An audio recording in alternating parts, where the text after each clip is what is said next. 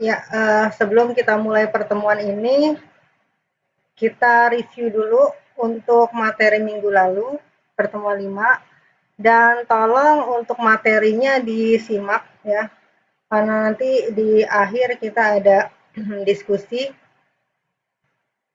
Untuk review materi pertemuan 5 minggu lalu, kita sudah bahas tentang modul input-output. Ya, modul input-output itu terletak atau berlokasi di dalam sistem komputer yang berfungsi untuk interface ya atau jembatan antara sistem komputer ya dengan perangkat periferal atau perangkat input output yang di luar dari sistem komputer. Ya, jadi mengapa digunakan modul input output ini? Karena kemarin ada beberapa alasan ya, diantaranya karena sistem operasi antara perangkat-perangkat input output yang berbeda-beda dengan CPU, sistem operasinya berbeda. Kemudian kecepatannya juga berbeda ya, untuk perangkat input output kecepatannya lebih lambat dibandingkan dengan perangkat dengan CPU. Oleh karena itu perlu jembatan antara perangkat input output dengan sistem komputer.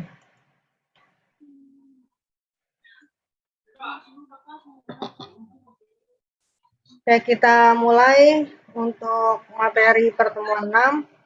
Modul input output merupakan peralatan antarmuka atau interface bagi sistem bus atau switch sentral dan mengontrol satu atau lebih perangkat periferal.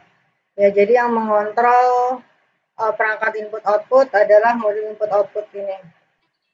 Kemudian tidak hanya sekedar sebagai modul penghubung, tetapi modul input output juga berisi logika untuk komunikasi antara periferal dan bus komputer.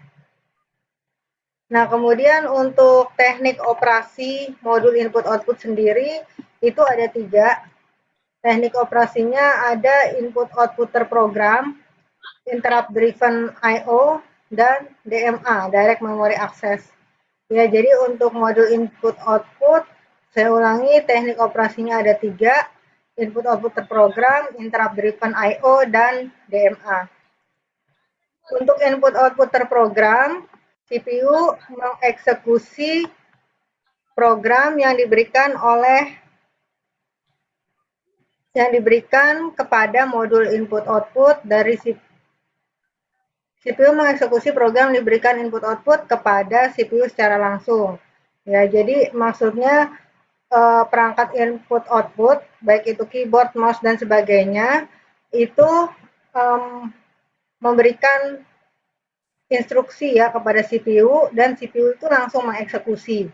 Seperti pemindahan data, pengiriman perintah baca maupun tulis dan monitoring perangkat.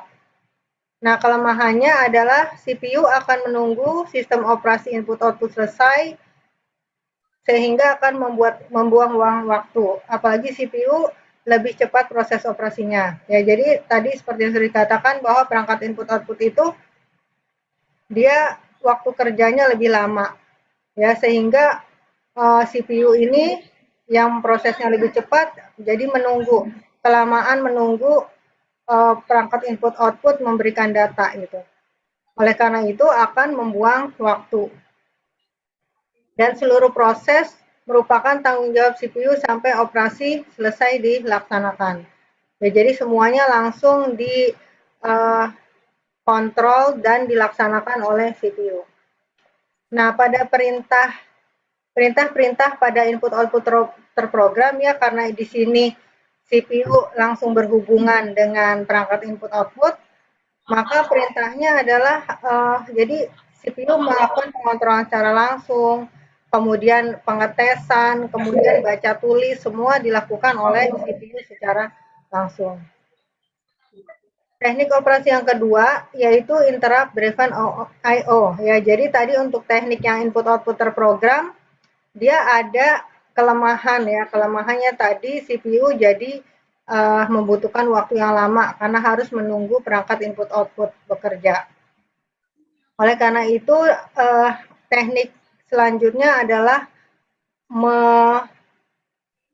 melengkapi kelemahan dari teknik yang pertama, yaitu dengan cara interrupt driven I/O. Prosesnya adalah CPU mengeluarkan perintah kepada modul input output.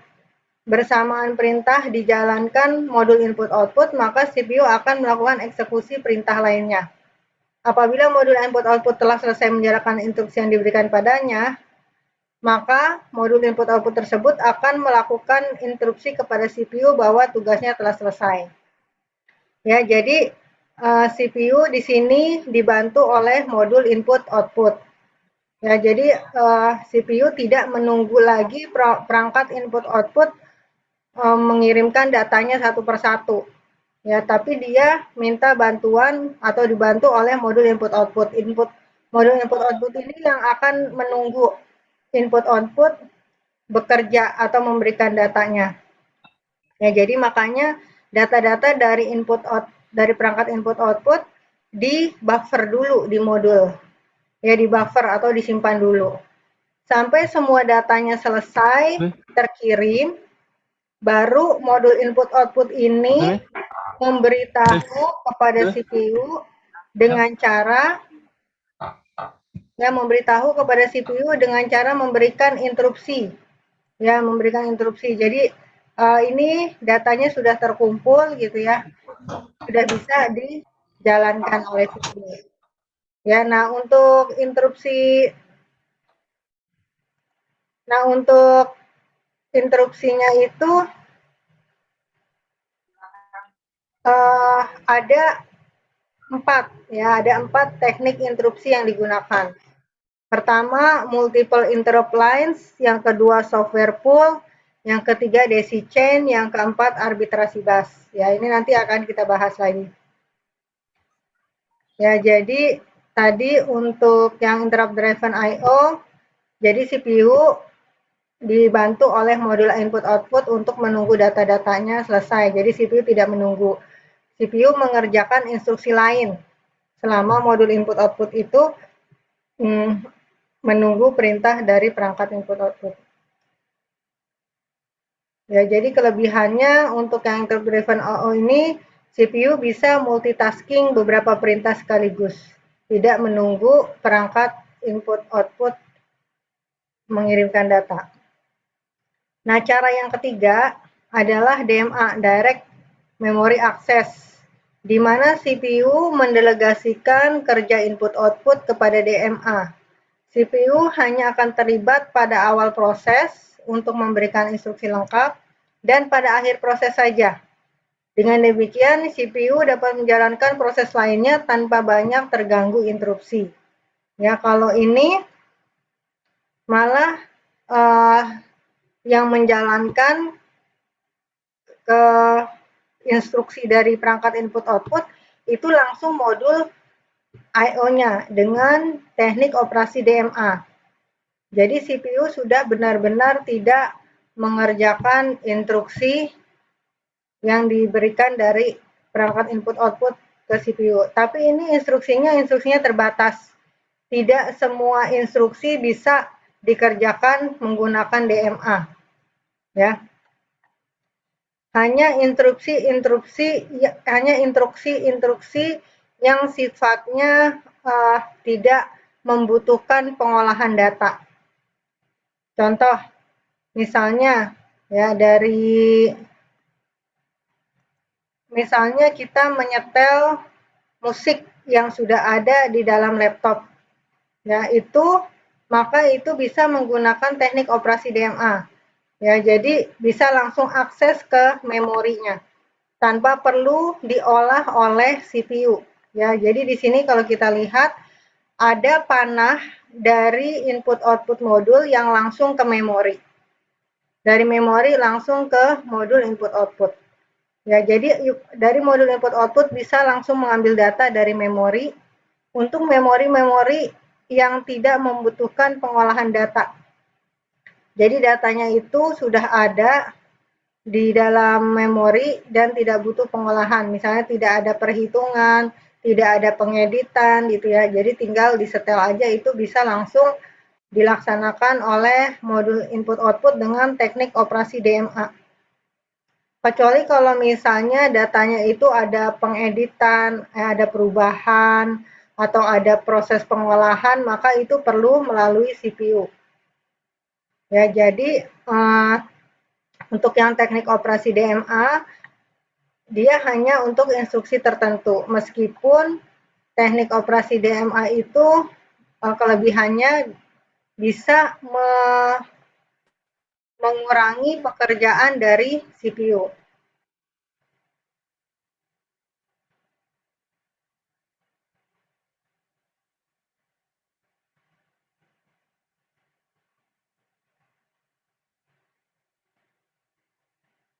Ya, untuk DMA,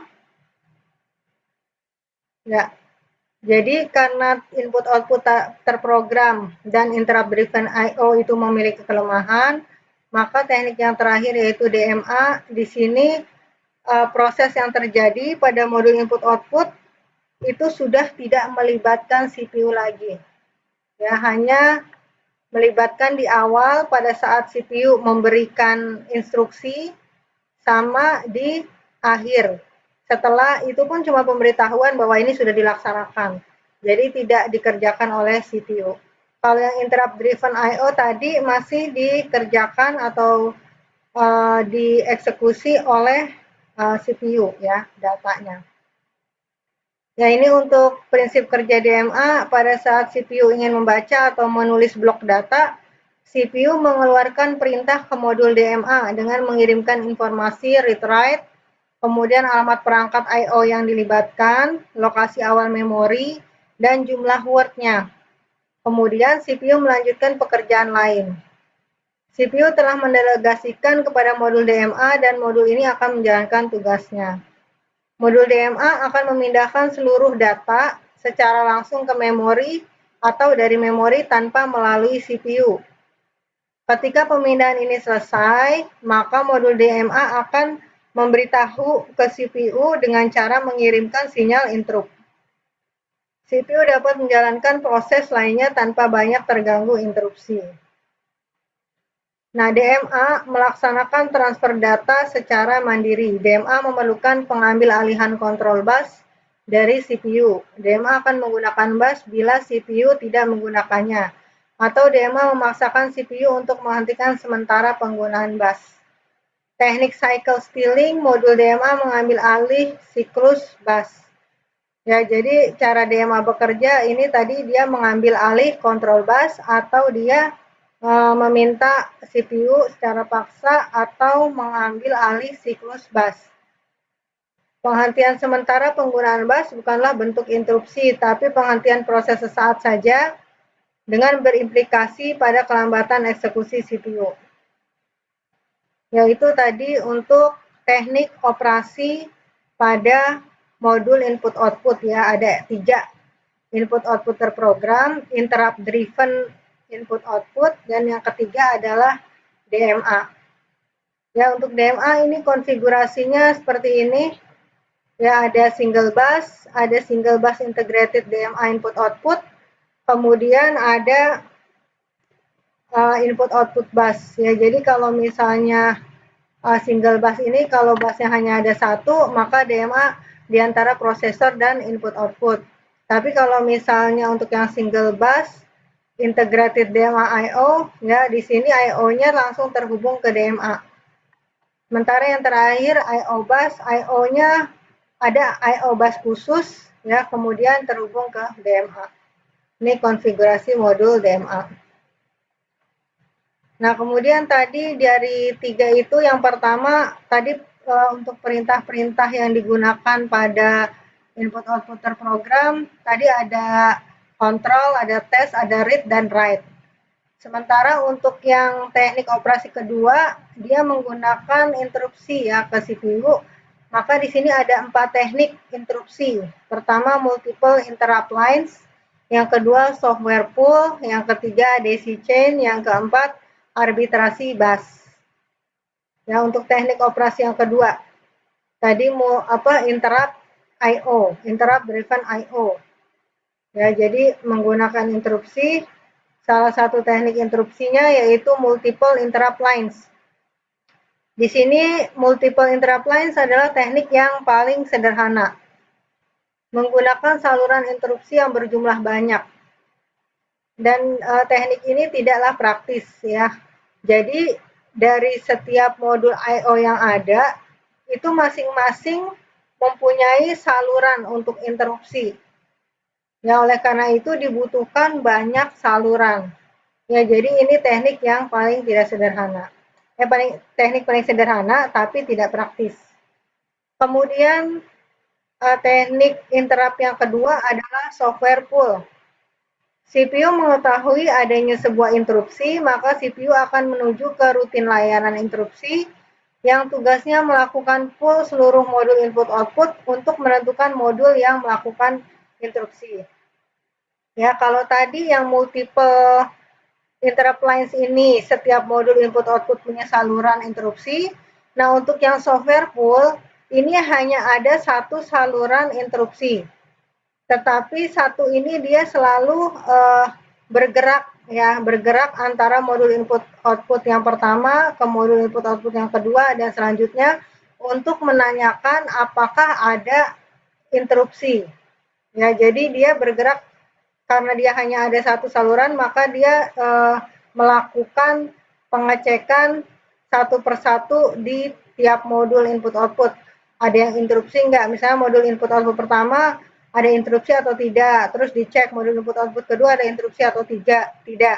Kemudian dicek modul input output yang ketiga ada interupsi apa tidak. Apabila ada interupsi, maka dilaksanakan interupsi tersebut, berarti modul input output yang lain menunggu sampai interupsi tersebut selesai dilakukan. Maka kerugian dari software pull ini adalah memerlukan waktu yang lama, karena harus mengidentifikasi seluruh modul satu persatu.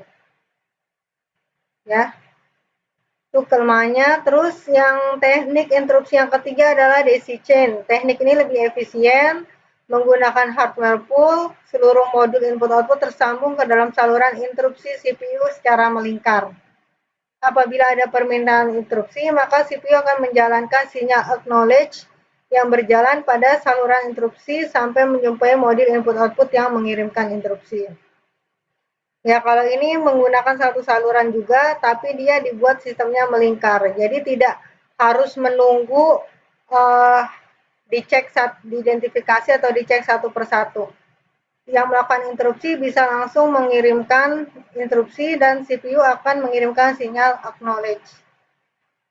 Kemudian yang terakhir, teknik interupsi yang terakhir adalah arbitrasi bus. Ya, modul input output memperoleh kontrol bus sebelum modul ini menggunakan saluran permintaan interupsi. Hanya akan terdapat sebuah modul input output yang dapat melakukan interupsi. Ya, untuk yang arbitrasi bus ini dia ada pengontrolnya. Jadi tidak membutuhkan saluran khusus untuk interupsi. Dia menggunakan bus yang dipakai bersama-sama, tapi ada pengontrolnya. Apabila ada interupsi, maka pengontrolnya ini yang akan mencarikan saluran mana yang kosong.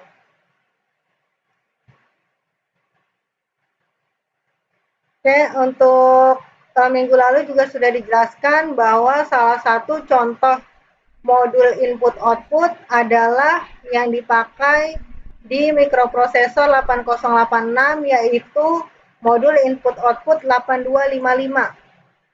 Nah, 8255 ini sering disebut juga dengan programmable peripheral interface. Ya. Nah, kemudian untuk modul input output, salah satu tekniknya tadi, teknik interupsinya adalah salah satunya adalah dengan arbitrasi ya. Arbitrasi itu berarti menggunakan pengontrol.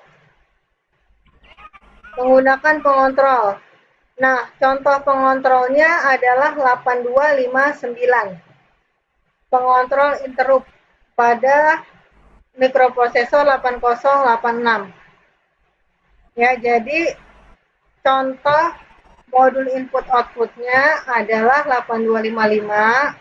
Sementara contoh pengontrol interupsinya adalah 8259 pada mikroprosesor 8086. Nah, untuk mode interrupt pada Intel 8259 itu ada 3. Ada fully nested, di mana semua interupsi itu berdasarkan prioritas. Ya, prioritas yang paling penting dimulai dari 0 hingga ke 7. Ya, jadi interupsi itu kan ada beda-beda ya, ada prioritasnya, ada yang penting, ada yang kurang penting. Nah, itu dibikin tingkatan prioritas. Biasanya yang dijalankan adalah yang prioritas 0, ya, yang paling penting dulu. Kemudian untuk mode interrupt pada Intel 8259 yang kedua adalah rotating. Bila sebuah modul telah dilayani, maka akan menempati prioritas terendah. Kalau rotating ini berdasarkan urutan. Jadi yang sudah dilayani maka dia akan berada di prioritas terendah lagi meskipun interupsinya itu penting gitu ya. Tetapi dia akan ditempatkan paling bawah lagi. Jadi antrian atau urutan. Kemudian mode yang ketiga ada special mask. Prioritas diprogram untuk modul input output tertentu secara spesial. Jadi semua interupsi dari modul input output tertentu itu selalu diutamakan.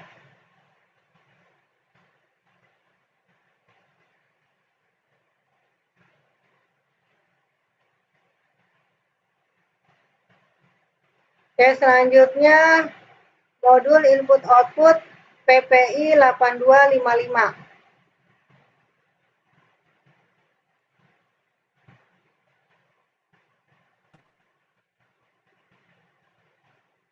Modul input output PPI 8255 terdiri dari 24 port ya, di mana 8 port untuk A, 8 bit untuk port B, dan 4 bit untuk kontrol A dan 4 bit untuk port kontrol B. Nah, di sini ada 8 bit untuk A, kemudian ada 8 bit untuk B dari 0 sampai 7, kemudian ada 8 bit untuk kontrol.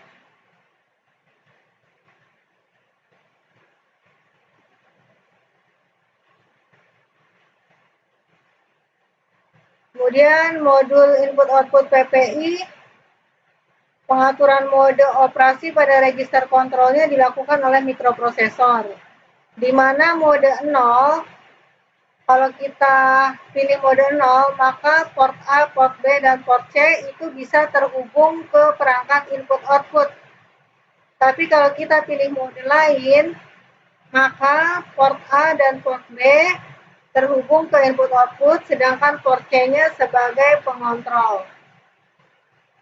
Ya, kalau kita lihat dari gambar ini,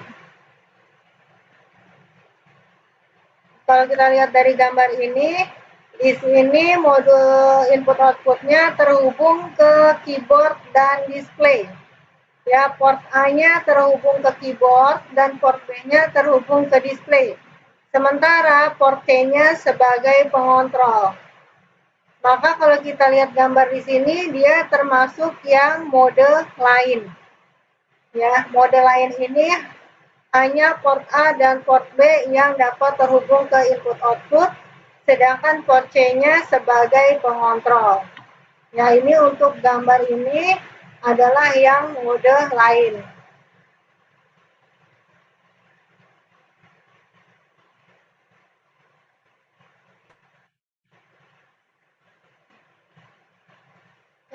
Selanjutnya tadi untuk melakukan interupsi ya, DMA atau modul input output itu membutuhkan saluran input output. Untuk evolusi fungsi input output. Ya, perkembangan awalnya CPU itu mengontrol perangkat input output secara langsung. Ya, tapi ini tadi ada kelemahannya, jadi CPU kerjanya lama. Kemudian perkembangan selanjutnya, CPU ditambahkan sebuah pengontrol atau modul input output. tetapi masih menggunakan teknik operasi yang input-output terprogram. Ya, jadi CPU sudah ada modul input-outputnya, tetapi masih tekniknya yang input-output terprogram tanpa menggunakan interrupt. Kemudian perkembangan selanjutnya CPU menggunakan interrupt driven input output. Kemudian perkembangannya lagi menggunakan DMA. Kemudian perkembangan lagi modul input output ditingkatkan kemampuannya menjadi sebuah prosesor yang memiliki tugas dan menggunakan instruksi tertentu untuk modul input output tertentu. Kemudian modul input output memiliki memori lokalnya sendiri dan merupakan sebuah komputer yang memiliki tugasnya sendiri. Jadi untuk yang perkembangan semakin ke sini, itu CPU makin terbantu oleh modul input output. Ya, karakteristik saluran input output adalah saluran input output merepresentasikan pengembangan konsep DMA. Saluran input output memiliki kemampuan untuk mengeksekusi instruksi input output. Kemudian instruksi ini dapat disimpan ke dalam memori utama untuk selanjutnya dapat dieksekusi oleh prosesor yang terdapat saluran input-output itu sendiri. Terdapat dua jenis saluran input-output yang umum dipakai, yaitu selector channel dan multiplexer channel. Untuk yang selector channel bisa kita lihat di gambarnya ya, di mana untuk selector channel ini dia hanya menggunakan satu bus untuk mengontrol beberapa modul input-output sekaligus. Ya. Sedangkan untuk yang multiplexer channel, ya di sini dia mengontrol modul-modul input-output dengan beberapa bus. Ya, jadi setiap modul input-output itu ada busnya masing-masing. Ya, jadi untuk yang multiplexer channel ini lebih efektif dibandingkan dengan yang selector channel.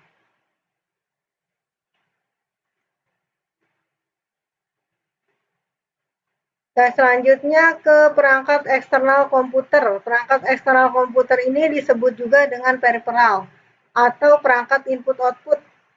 Ya, dan pengendalinya adalah modul input-output. Contohnya adalah keyboard, monitor, kemudian mouse, kemudian speaker, dan sebagainya. Yang termaksud perangkat-perangkat input-output itu adalah perangkat eksternal atau disebut juga peripheral. Kemudian untuk interface perangkat peripheral itu ada paralel dan ada serial. Untuk paralel terdapat sejumlah saluran yang terhubung ke modul input-output dan peripheral, kemudian proses pemindahannya juga secara simultan atau sekaligus melalui bus data. Ya, jadi untuk paralel, data yang dikirimkan langsung sekaligus. Ya, misalnya ada biasanya itu kan diubah ke dalam biner ya. Ada 8 bit itu langsung dikirimkan. Jadi untuk paralel ini digunakan untuk perangkat-perangkat yang berkecepatan tinggi karena dia proses kerjanya lebih cepat. Sedangkan untuk interface serial adalah saluran yang digunakan untuk mentransmisikan data dan bit ditransmisikan satu per satu. Ya, karena serial jadi dia satu per satu. Serial digunakan untuk peripheral yang berkecepatan rendah seperti printer. Kemudian untuk konfigurasi point-to-point dan multi-point. Koneksi antara modul input-output di dalam sistem komputer dan perangkat eksternal dapat terbentuk point-to-point atau multi-point. Point-to-point memiliki saluran dedicated antara modul I/O dan perangkat eksternal, contohnya keyboard, printer, dan modem eksternal. Sementara multipoint digunakan untuk mendukung perangkat penyimpanan yang berukuran besar, serta multimedia. Contohnya CD-ROM, video, dan audio. Ya, untuk interface, contoh interface ya, contoh interface yang paralel adalah SC-SI. Ya, di sini untuk CD-ROM ya. Berarti dia termasuk yang berkecepatan tinggi. Kemudian klasifikasi perangkat eksternal itu ada 3. Ada human readable, ada machine readable, dan communication. Untuk human readable adalah perangkat-perangkat yang berhubungan dengan manusia sebagai pengguna komputer. Contohnya monitor, keyboard, mouse, printer, joystick, dan disk drive. Sementara untuk machine readable adalah perangkat yang berhubungan dengan peralatan. Contohnya modul sensor dan transducer yang digunakan untuk monitoring dan kontrol suatu peralatan atau sistem. Yang ketiga adalah perangkat communication, yaitu perangkat yang berhubungan dengan komunikasi jarak jauh. Contohnya NIC dan modem.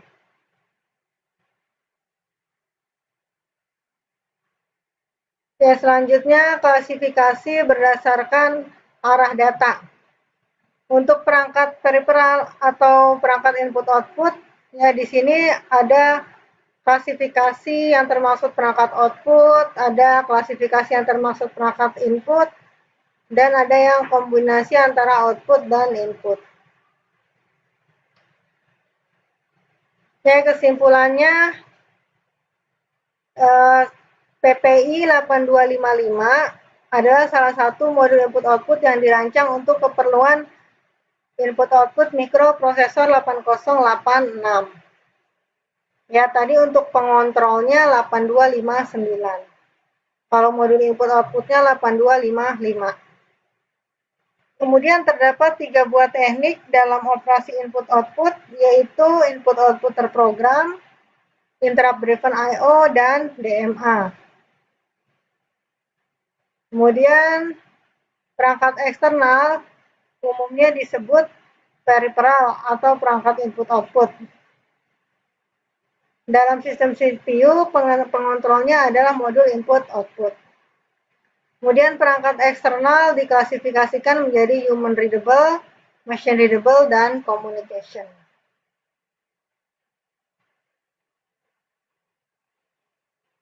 Ya, demikian untuk materi pertemuan 6 tentang modul input-output ya. Termasuk saluran input-outputnya, dari teknik operasinya, kemudian